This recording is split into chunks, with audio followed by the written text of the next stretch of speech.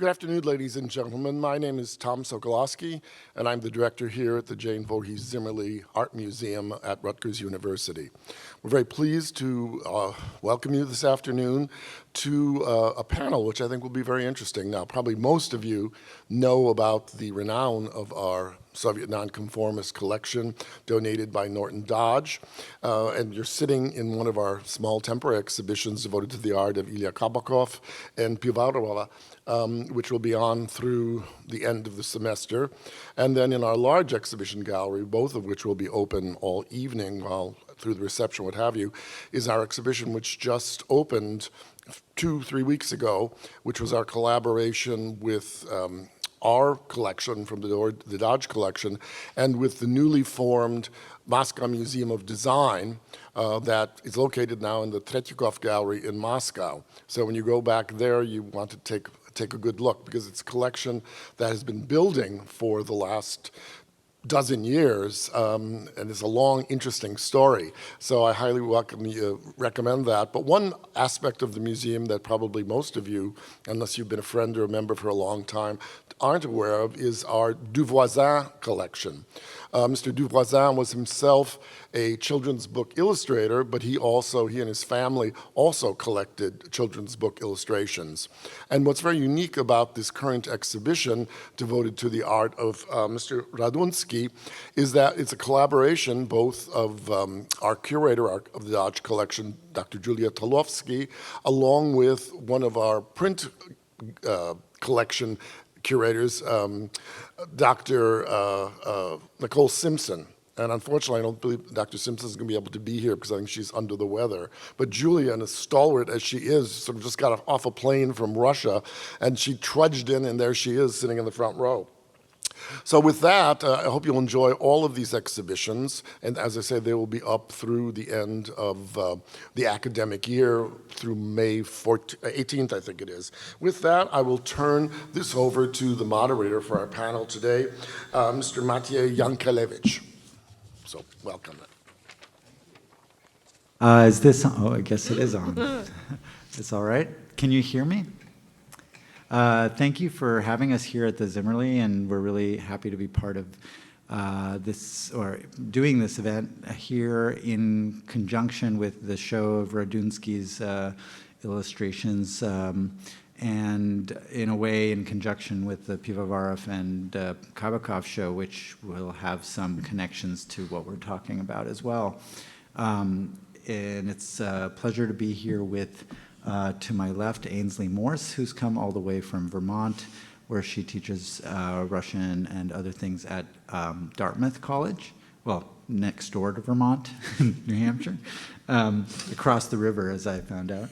And then we have Olga Bukhina, who is I should say, actually, all of these people are translators, so I don't have to repeat that. Ainsley translates quite a bit from Russian, also from Syro-Croatian, and Olga translates from English to Russian, and Ilya translates from Russian to English.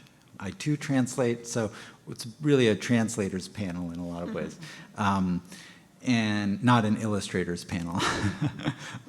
But Olga is a specialist on the children's book, and especially obviously contemporary Russian children's books and the history of children's writing, children's literature, and books in English, and is doing research in that field as well. And Ilya Bernstein, who's on Olga's left, is a translator, as I said, but also a poet, and has translated the work of Boris Zhitkov and Daniil Kharms, as well as Mandelstam and other people who didn't write as much for children, and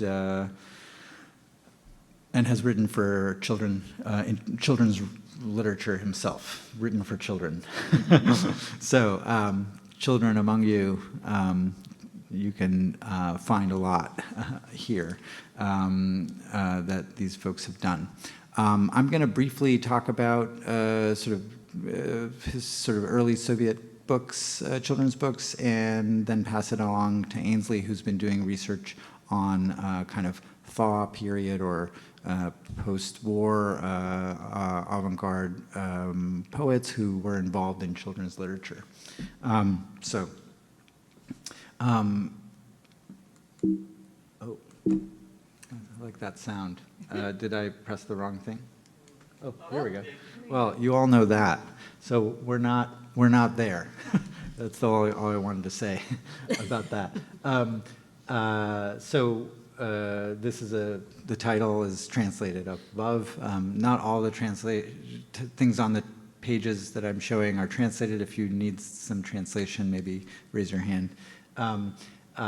But we're just going to browse through some different things. I like that Ainsley added this image to this slideshow because it's a Russian futurists book that has nothing seemingly to do with children's literature, and yet the artist, the author, Kruchonych, involved in this book, collected children's writing, in other words, writing by children. And writing by children was super important for the Russian futurists, as well as this sort of kind of almost childlike drawing of Larionov's on the cover. That's there for inspiration. And I'll just go through. This is interesting because it's Mayakovsky collaborating with the Russian futurist Kirill Zdanevich, brother of Ilya Zdanevich, a very famous book artist and designer and writer himself. And more Mayakovsky. So just to talk about just kind of give you some examples of Russian poets, major Russian poets who were involved in writing for children.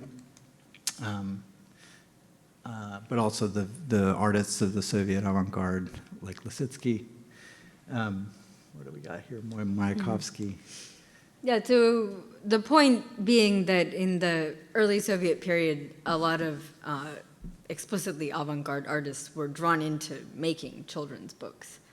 So this was a very explicit choice on the part of the ideologues of the new regime.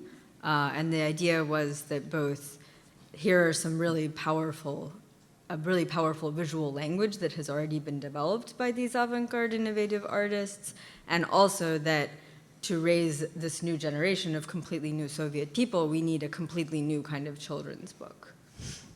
Thank you.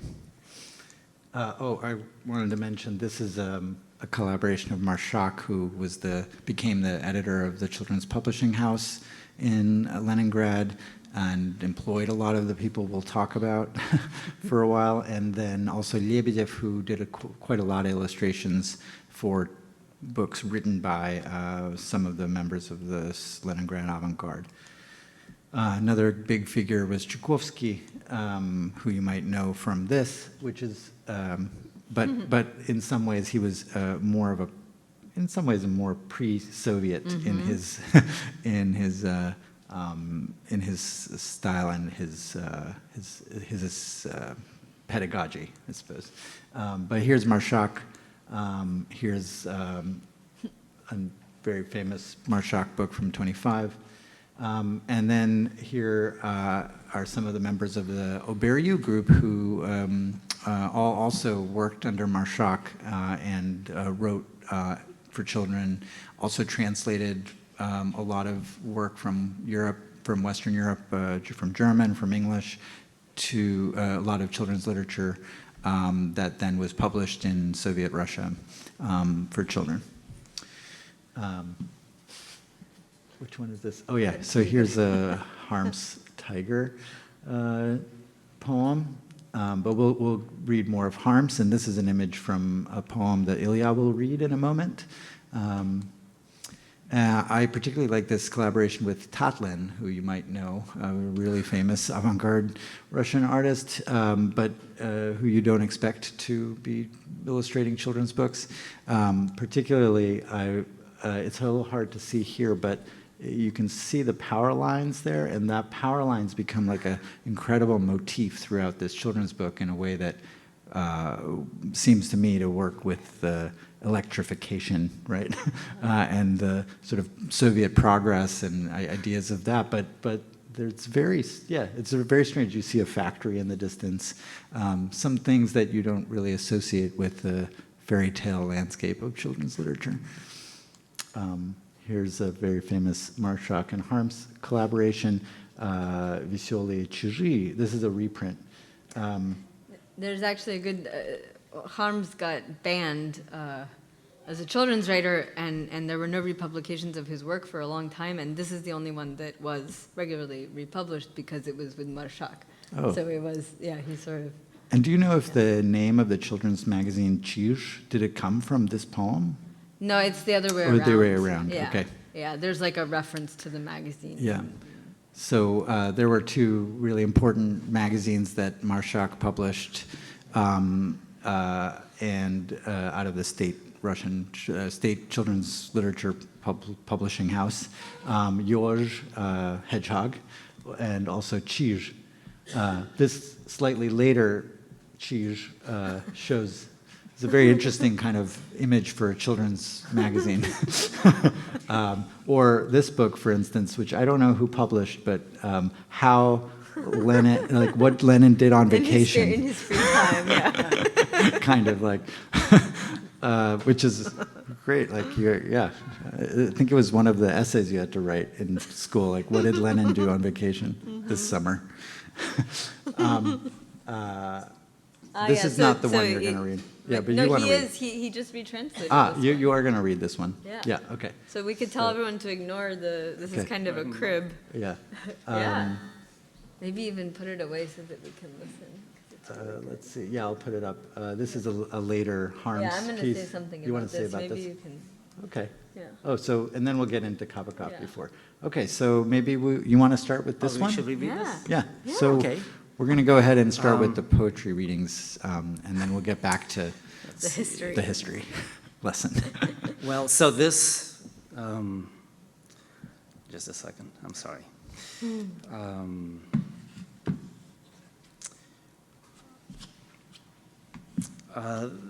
This was a poem that when Matvey sent this file of these images to us last night, I saw this poem and I remembered that 25 years ago I had attempted to translate it and I failed, but I became interested, I became curious, so I dug up the old file on my computer and then I went to bed. But as I lay in bed, the wheels were turning, and so I just came up with this. It's hot off the translatorly presses. Hot off the phone. Hot off the phone, but I have to find it. Yeah, I'm sorry. So this is not your translation here. No, this 'cause is a crib that I made Okay. that was just for So you can all read pedagogical that while I purposes. try to And this figure is out just the first technology. stanza of 3, right? And this was published after Kharms was, was it published under anonymously in the magazine? Because a lot of his pieces would come out after 1937 or so. A lot of them would come out without his name on them. Because this is this is late. I don't know whether this came up. Yeah. Should I read this in Russian? Yeah. Anybody interested? Yeah, I'll read first it in in Russian, Russian, and then yeah. I'll read it in English. This poem is distinctive because it has a lot of non-semantic vocables, which you will hear, which are very, very difficult to translate from Russian to English because the non-semantic stuff is the hardest to translate, it turns out. So in Russian it's «Жил на свете старичок маленького роста, и смеялся старичок чрезвычайно просто. Ха-ха-ха да хи-хи-хе, хи-хи-хи да бух-бух, бу-бу-бу да бе-бе-бе, динь-динь-динь да трюх-трюх». Раз, увидя паука, страшно испугался, но, схватившись за бока, громко рассмеялся. Хи-хи-хи, да ха-ха-ха, хо-хо-хо, да гуль-гуль, ги-ги-ги, да га-га-га, го-го-го, да гуль-гуль. А увидя стрекозу, страшно рассердился, но от смеха на траву так и повалился. Ты-гы-гы, да гу-гу-гу, го-го-го, да бах-бах. Ох, ребята, не могу. Ой, ребята, ах, ах. So, and my translation of it, which might need more work because That's great. it's only, it was just born yesterday, but once there was a little man, 4.5 pounds, And this very little man, all he did was laugh. It was always he, ha ha ha, and ho ho. He just had to ha ha ha, hody ho, and gong bong. When a spider came his way, filling him with fear, he just laughed his fear away, pulling on his beard. Goo goo goo and ga ga ga, hey hey hey, and crick crack. Just a little ha ha ha, R-O-R, and plick plack. And encountering a fly, he was seized with wrath, but he told his wrath goodbye and began to laugh. Me oh my, and hop hop hop, hidey hee, ow ow, help me boys, I cannot stop, lowy wowie, how how.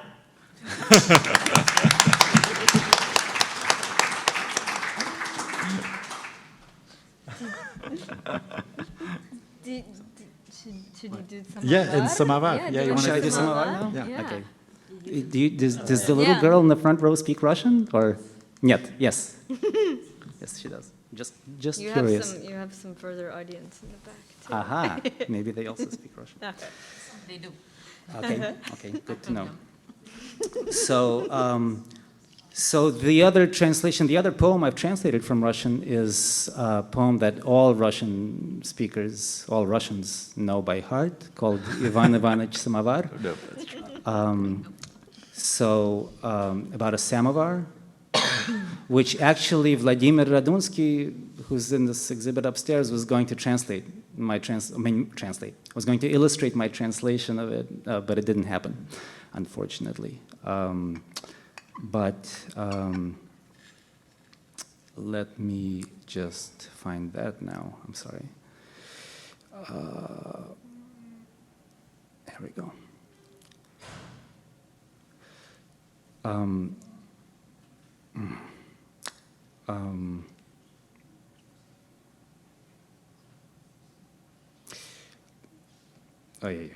I'm sorry.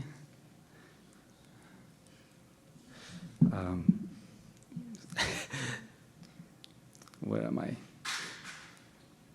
Here we go. So this poem, let me read in English first, because Russians know it anyway, and it's too long to read in its entirety in Russian. So I will read it in English, and then for the non-Russians among you, I will read a little bit in Russian, so you can hear it, how it sounds like, what it sounds like. So my translation is somewhat free because it was meant for the ears of English-speaking children who don't care about who its author was. So I used some of Kharms's rhythms, but I sort of stole some rhythms he used in other poems. Its English title is Mr. Golden Samovar. Okay? And it goes like this. Have you ever seen a Sam? Have you ever seen an O? Have you ever seen a Var?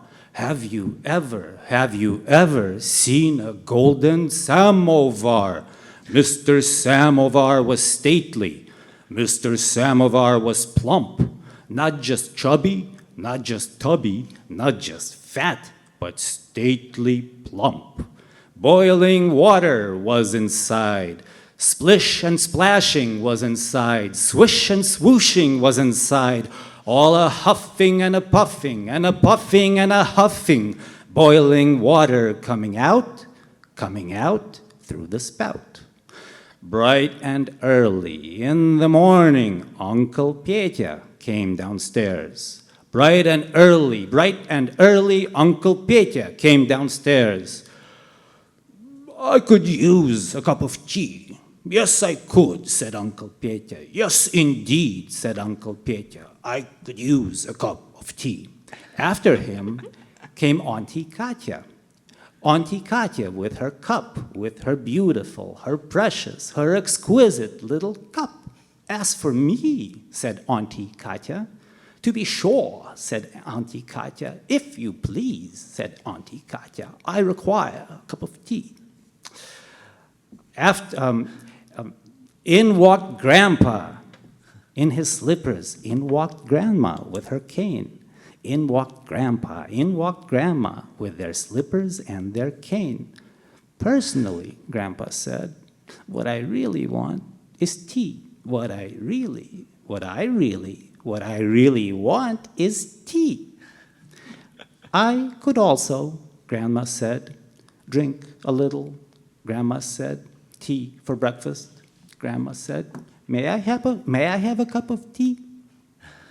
In ran Anya, dressed in red. Good morning, everyone, she said. Here I am.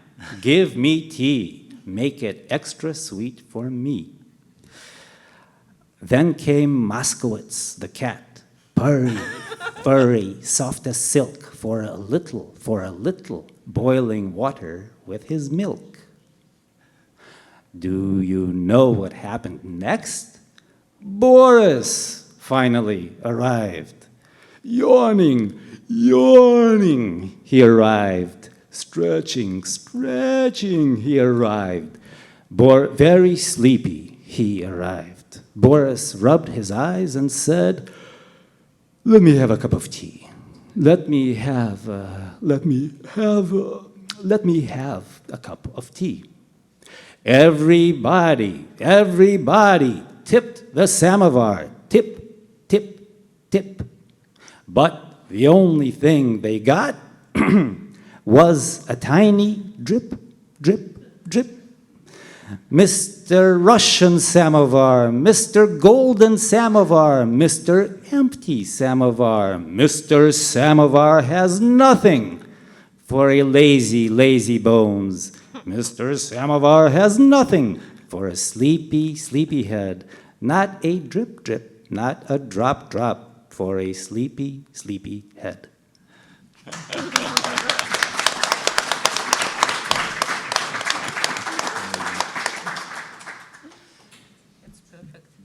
And now I can read a little bit in Russian, but so in Russian it's called Иван Иванович Самовар. Иван Иванович Самовар был пузатый самовар, трехведерный самовар. В нем качался кипяток, пыхал паром кипяток, разъяренный кипяток. Лился в чашку через кран, через дырку, прямо в кран, прямо в чашку, через кран. Утром рано подошел, к самовару подошел, дядя Петя подошел, and so on and so forth. So, I can keep going, should I? I mean, I don't know. It's great. Thank you, Ilya. Maybe one we thing go before we into go the into the later so period? we're almost there. I'll read probably a translation that can be improved upon endlessly, and I think I probably stole some from one of Ilya's and Zhenya's translations. A couple of just one poem that I think is important for this history is that, you know, we talked about how the avant-garde, as Ainsley said, was employed to create this new children's literature for a new state. But in the late 30s, that employment ended for many.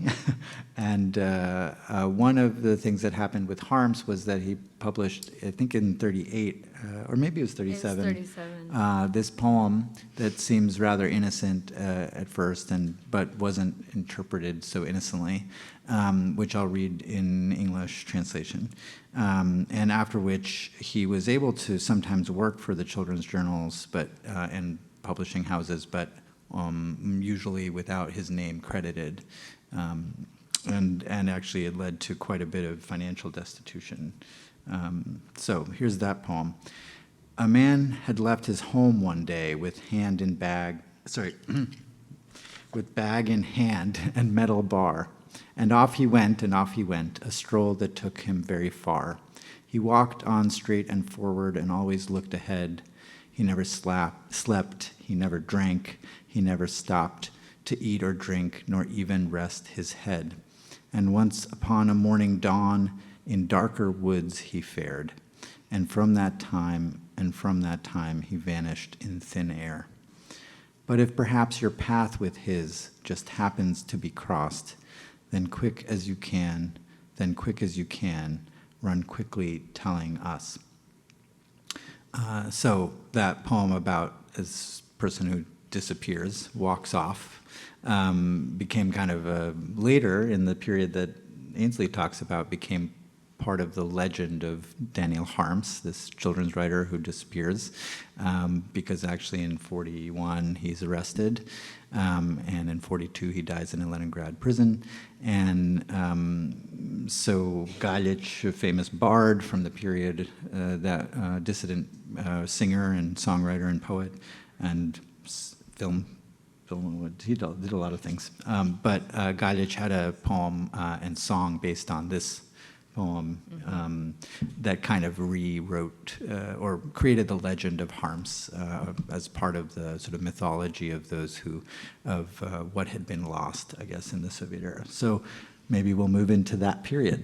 Yeah, I can start with, so even this poem, this wonderful poem that Ilya read for us, Kharms came under a lot of fire for it while he was still employed as a children's writer, because it supposedly, it was seen by some critics as excessively celebrating bourgeois lifestyles.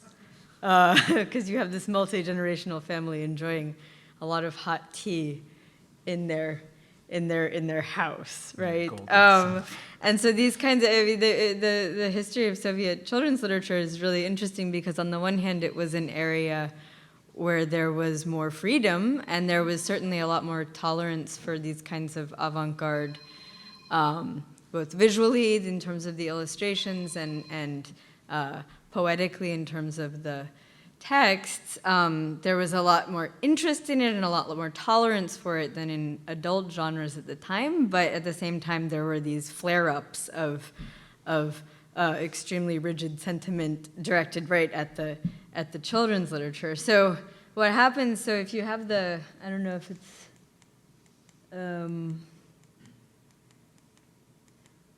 Which one oh, I'm going backwards, sorry. The reprint, Igra, there. Yeah. So Kharms, as Matvey said, tragically died, was killed really by the government during the war, the Second World War. And then he isn't republished for a while, but by the later mid to late 1950s, in what we call the thaw period, children's literature during the war and until after Stalin dies, it got very, very gray and dull.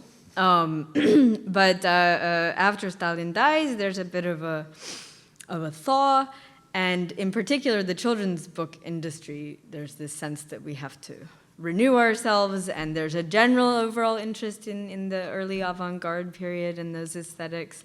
And so one of the things that happened is that Kharms got republished for the first time by one of the same editors who had worked with him in the 1930s, who is still around. And at the same time, there's also this idea that we want to find young experimental poets out there and artists who can come and make some really interesting children's books again. So this is when we see people like Kabakov and Pivovarov, who are featured in this exhibition, starting to illustrate children's books, and a bunch of really interesting, for the most part, nonconformist experimental poets who are also in their 20s in the same way that Kharms and his friends were in the 30s.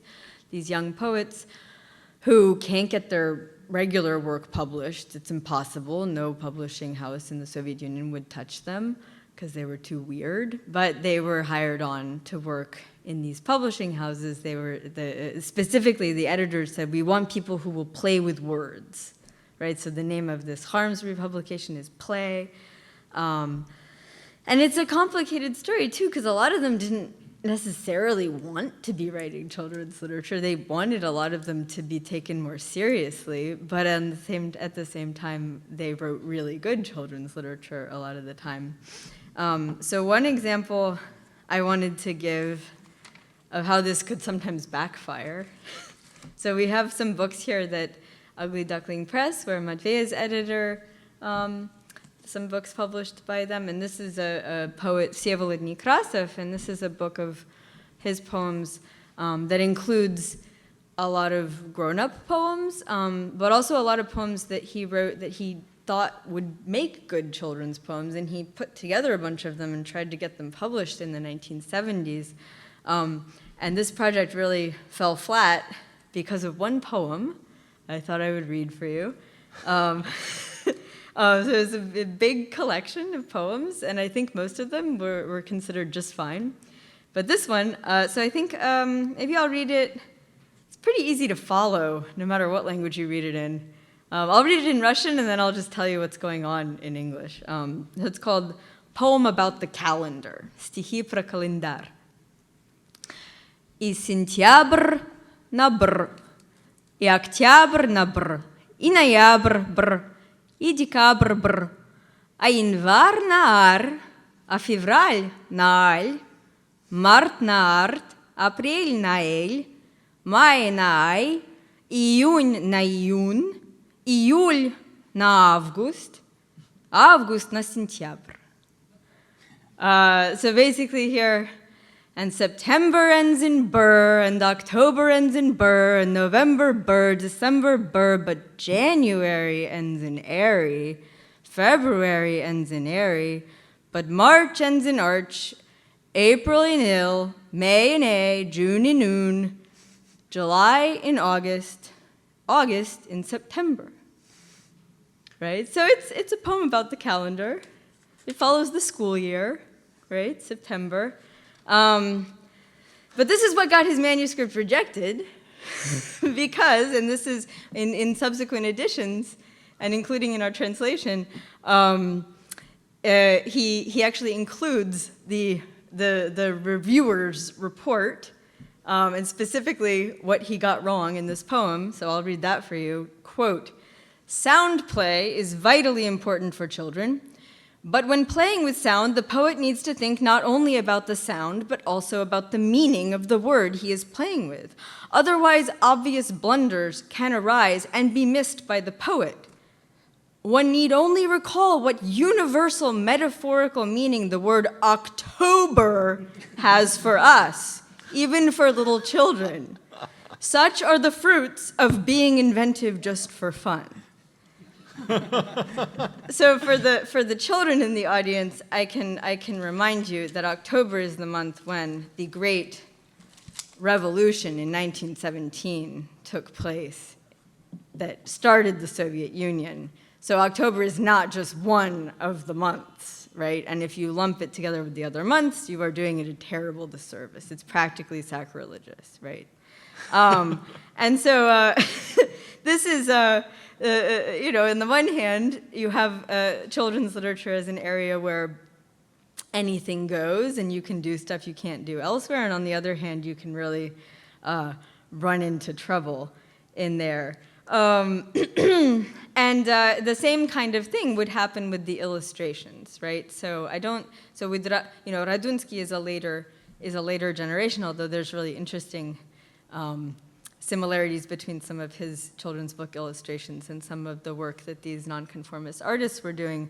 But they were working with a visual language that would refer to avant-garde artists of the early Soviet period, and if you went too far, or did the wrong kind, referred to the wrong kind of avant-garde artists from that period, you could also, I don't think it's Pivovarov Kabakov, but Erik Bulatov, whose work is also featured in the Dodge collection, and a guy he worked a lot with, Oleg Vasilyev, they got banned for 6 months from the entire children's book industry I'm trying to remember what they did. It was basically the equivalent of forgetting that October is not just any month, right? So I have a couple other examples of poems by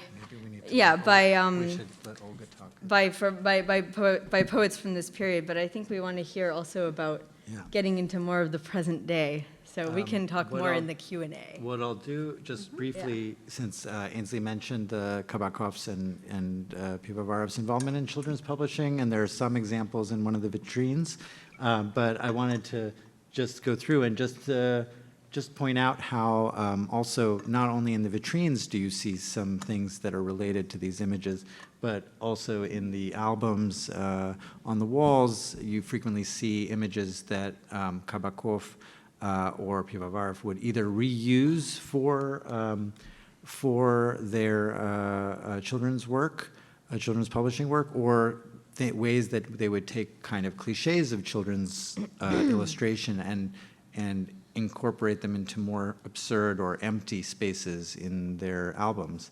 But you can see also some of the formats. Even that yellow top bar is in a lot of the Kabakov albums. So even the formats have a real connection. And I'll just quickly go through these Pivovarov ones. But you can see the style is very similar in some of these pieces. But even the idea of the lonely person or and now we're on to Olga Bukhina's short presentation.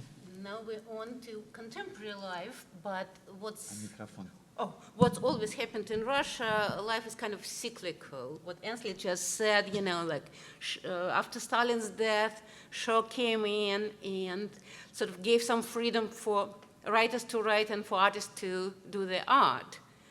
And it didn't last too long. And again, kind of late Soviet time, everything was pretty boring unless you go back to Kabakov and Pivovarov and other kind of people like that. But when it's ended, the same thing happened basically. Like 10 years, maybe 15 years after the fall of the Soviet Union, it was a lot of let's try to take pictures from the West and put them into our books, and that would be just fine. But by then, new generation of artists kind of grew up and started doing their own art. And again, they were looking back in a funny way in Russia, again, like the same cycle. They were looking back not even that much to the period of the show, but of course that period too, but back to the origin, to the 20s, both in the artistic style and in their poetry. And this is a person, Alexander, Vanya Alexandrov, Ivan Alexandrov, but somehow everyone calls him Vanya Alexandrov, who, to my taste, one of the best contemporary artists. That's his illustration to Sergei Белорусец, книжка, которая, the book called «Парикмахер травы», grass hairdressers. And by many, he is told he is the person who inherited the 20s and kind of try not to recreate the 20s, but try to use it as a springboard and create something new. What do I press? I think. Okay. No. Okay.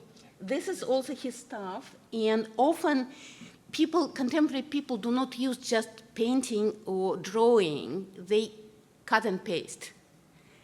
Collage became very important. It existed in the Soviet time too. It was several people who were using collage. But now it's using collage, in this case, it's carton, cardboards. In other cases, could be like the thread, and it's done all with the thread. And at the exhibit, you can actually see the originals. It's very powerful, but they're pretty powerful in the books too.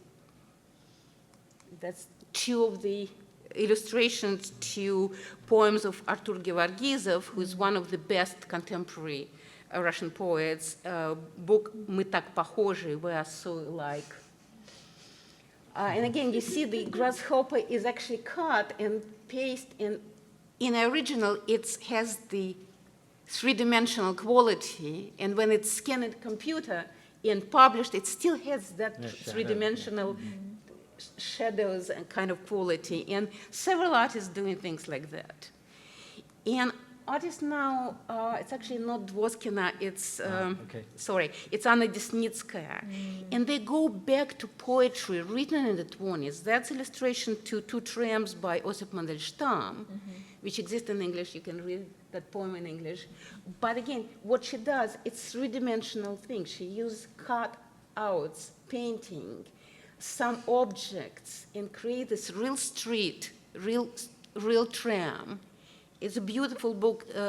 Two Trams probably illustrated by like a dozen different people. I think she's the best. And she's one of the most kind of interesting. She does also like a big picture book for young adult, I would say. And one of the most interesting one is The Old Apartment, which was just translated into English and actually available in New York bookstore as a physical book. In one, at least, I saw it. Which is amazing. You know, you can imagine what it means that you actually can see Russian book translated into English and available in New York. It doesn't happen too often. This is Evgenia Dvoskina, a little bit older generation. She's more interested as an adult illustrator to kind of adult books, like covers of adult books. But that's her work with Marina Boroditskaya book, Лунный заяц, Moon Rabbit. I will read a little bit later, but this will be the later one. And this, okay, I will skip this for a moment. And this is the Poems for Children by Oleg Grigoriev, also the person not from the contemporary life, but from that wonderful time of the 60s and later. He was probably the only one of the rare cases of, again, adult author who kind of landed up into children's literature, mostly, I think, because he wanted to eat, as Kharms originally. Or pить, yeah, or drink, which is more true because his story is a very tragic story. But he became a wonderful children's writer, and this is Irina Zatulovskaya, who uses the karandash, the pencil. It's pencil technique. She drew it with, if you remember some Soviet people, Soviet childhood, remember this red and blue, two sides, huge pencil. That's what she used, basically. It's in a little bit of other, like, and again, it's, you see them, you see the 20s run away, right away. You see kind of like addressing into 20s and addressing into 60s and bringing it into contemporary thing. One of my favorite artists is Darya Gerasimova. This one doesn't have a cat, but normally you can recognize her because somewhere in the corner will be a cat. She uses kind of a style of Mavrina, who was very famous Soviet illustrator, one of the best illustrators who kind of survived the Soviet. For some reason, some people survived. And used these fairy tale motifs. This is the ABC of transformation, Азбука превращений. And she has, Gerasimova writes and illustrates. It's her poems and her illustrations. And she has books like that for numbers and stories, and like, she's very productive and very interesting. And I will go back, I think, because I want to show this one and actually to read it to you. And to read it to you, and you will be able to follow the Russian easier on the screen. I don't have a translation. It's a story about the mother who spends all your time reading something on computer. And мама дома, мамы нет, мама вышла в интернет. Мама ищет в интернете, как дела на белом свете. Кофе пьет, глазами водит. Что там в мире происходит? Мама, я тебе скажу, в мире я происхожу. And in the end, the child saying to his mom, in the world there's a lot of things happening, you can follow all of them, but there's one thing happened in the world, it's me. And that poem, written by Masha Ropasova, who lives in Canada, but actively published in Russia, in Moscow, mostly, and that became like a symbol of contemporary parenthood and contemporary children's poetry. She started as the online publicator. She didn't plan to become sort of like, she's a mom, she adopted a child, you know, and she writes about it and put his poem. Now it's about 20 books published in Moscow. And this one is illustrated by Yulia Somova. Here it's more, the poems are more, to my taste, more interesting than illustration. And to finish, one more thing about Radunsky. There's actually, and I'm sorry I didn't do the slides because I forgot about it. There's now 2 books in Russian. Actually, one book is published, and one of his books is published, and one book will be published very soon. He's coming back to Russia, which is also nice because, of course, he wasn't there, you know. And one of the books is his book, Hip Hop Dog. Hip Hop Dog is not yet out, but his book about history of Albert Einstein is out. And it's very nice to know that he's kind of back to Russia. Okay? Thank you. And Oh, one more two, thing. two seconds. Oh, yeah. You would think it's just a few people. In reality, it's a huge cloud of new artists and new poets, one better than another, which all happened literally in the last 10 years. It's looked like explosion, and as I said it to Ilya, it's a little bit the, you know, feast before the famine, because everyone is really afraid that, you know, what will happen to Russia next. But at the moment, we know that we can publish, people can publish, and they do. Okay? Thank you. Olga's book on, when did your book about children's literature come out in Moscow? Is it available in English also? No, it's a Not book yet. about orphans in children's Oh, right, literature. It's about very Ugly particular. Duckling and Harry Potter Yeah. and yeah. It's called Ugly Duckling, which is just like that publishing house. Ugly Duckling, Harry Potter, and others. And it's about children's book about orphans. It came out in Russian 4 years ago. I'm not sure it's will be in English, but we will see. Okay. So we have a little bit of time for some questions from the audience to our esteemed panelists, all of them specialists in this field. Thank you. Thank you. So we have a couple minutes, and then we're going to actually have a film about Radunsky, and the filmmaker is present, so we'll have a chance to hear about that. But maybe before we do that, do you have any questions or anything you'd like hear comments on? Be right here, right? Sorry?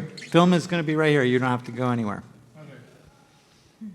Yes? What is the significance of the cockroach poem? Of the what? Cockroach. Тараканище. What is the significance? You're right, like, you know, like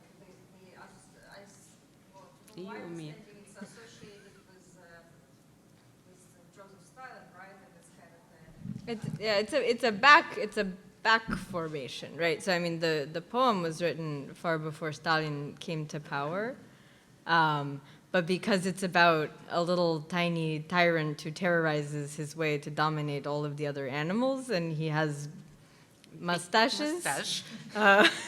It was kind of appropriated after the fact, like this is obviously about what happened to us. You know, I was thinking about this recently, and it occurred to me that the back formation might have happened because of Mandelstam's poem Yeah. «Мы живем под собой, не чуя страны», which is sort of a children's poem that got him arrested and almost killed. But it's written as a children's poem, and it's got Tchaikovsky's images, and it's got the image of the tarakan. So I think that cemented it. Of the cockroach. Of the to- just cockroach, to I'm sorry, of the, translate. of the cockroach. Right. But Yeah, I think in and- a kind of late Soviet time, nobody have any doubts that it's about Stalin. You know, it was like, no, we don't even discuss it because of course it's about Stalin, But- which is kind of a myth. But it's before. It's like it's done in the early 20s, no? I think it might even be before the revolution. Before No, the it's not. revolution. No, before it's the the revolution. 20s? It's 20s. Yeah, it's it's 20s. I 20s. just Okay. checked it You recently checked it, because I had that We were argument talking- with somebody. 1923 Crocodile this- is before. Yeah, but crocodile is before, but Tarakanisha is slightly Tarakanisha. after. But So there's the cockroach with his mustaches. He's really big in this picture, and there's another well-known illustrated edition where he's really tiny, but he's casting a big shadow. Oh, wow. Yeah. But I think that the Tchaikovsky is also significant just in terms of the rhythm of «Ехали медведи на велосипеде», like this image, it does somewhat affect Marshak, and then he was just a big figure for children's literature. So, and Kharms went over to Tchaikovsky's house, and that was the milieu, but I don't know about like His deep daughter influence. was the one who republished Kharms in And, yeah. 1962. Right. And also a lot of, was the keeper of much Mandelstam stuff too, right? So Lydia Tchaikovskaya. Yeah, and friend of Akhmatova. So yeah, it's all tied up. Any last questions? Yeah. I was wondering, you made a marvelous parabola from the early 20th century to the present moment. But I wonder at different points during the Soviet Union, or even say today, post-perestroika, how aware were some of these illustrators of people, let's say someone like in our own country, Boris Sandak, who took illustration of children's books so beyond, or people like, did that work come in circuitously Are you- during the time of the Soviet Union? And are you talking about work post-war American children's books? Like Silverstein? Well, Alice in Wonderland and do for you sure, mean like yeah. the idea that it could be taken seriously as very significant art, or just in general, were they aware of that aesthetic? Uh-huh. I think don't not. Yeah, I'm pretty sure not, because I'm a reasonably newcomer in this company. I came to this country 21 years ago. I lived through that period of time. And like Sendak was totally unknown to anyone, not even kind of heard of, But the general idea, they knew Daniil. And, they knew the classical British illustrations. In a funny way, they if you take kind of classical British absurdist Edward Lear and illustrations to it and marry it to the 20s, that's all what you need. You don't, because Sendak came exactly from the same kind of marriage, The same way like Soviet songs in early 20s, songs in America, it's the same tune because they came from the same shtetl, In a way, there's a lot of parallel processes. You don't really need to know about each other to gain the same kind of like, and Darya Gerasimova goes to Mavrina, Mavrina goes back to Chagall, and a lot of what's in contemporary American thing kind of goes back to Chagall the same way, and you draw these parallels pretty easily. That's really well said. Thank you. Thank you for that question and that answer.